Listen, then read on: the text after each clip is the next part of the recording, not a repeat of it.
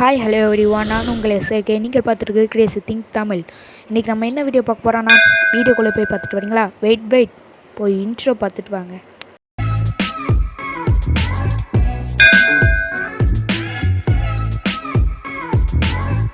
வெளியே இருக்க போஸ்டர் வச்சே கண்டுபிடிச்சிருப்பீங்க. கோழியிலேருந்து முட்டை வந்துதா இல்லாட்டி முட்டையிலேருந்து கோழி வந்துதா? அதில் என்னென்னு எனக்கு தெரியாது. தெரிஞ்சால் கமெண்ட் செக்ஷன் லீவ் பண்ணுங்கள். ஆனால் கன்ஃபார்மாக கோழியிலேருந்து டைனோசர் தாங்க வரப்போகுது.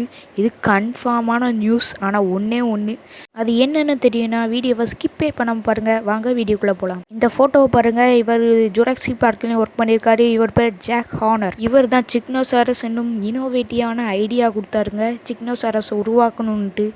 ஆனால் ஃபஸ்ட்டு டைனோசரோட டிஎன்ஏ கிடச்சாதான் டைனோசரை மறுபடியும் ரீக்ரியேட் பண்ண முடியும்னாங்க. ஆனால் இந்த ஜாக் ஹானர் ஒழுங்காக ஸ்பெல் பண்ண மடிச்சுக்கோங்க.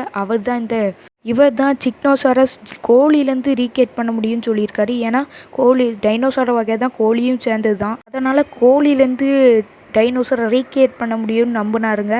அதே மாதிரி பாதி இதை முடிச்சிட்டாருங்க.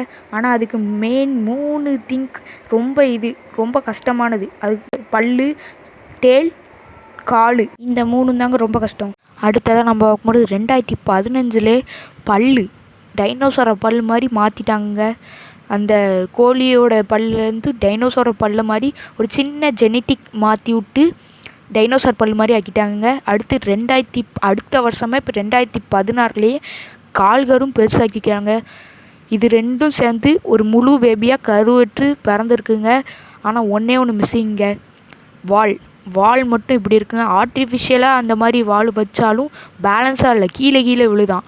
அதனால் டைனோசரை மாதிரி வால் மட்டும் இன்னும் கண்டுபிடிக்கலைங்க. அது மட்டும் கண்டுபிடிப்போன்னு கன்ஃபார்மாக சொல்லியிருக்காங்க. நீங்கள் என்ன நினைக்கிங்க? டைனோசர் வரலாமா வேணாமா?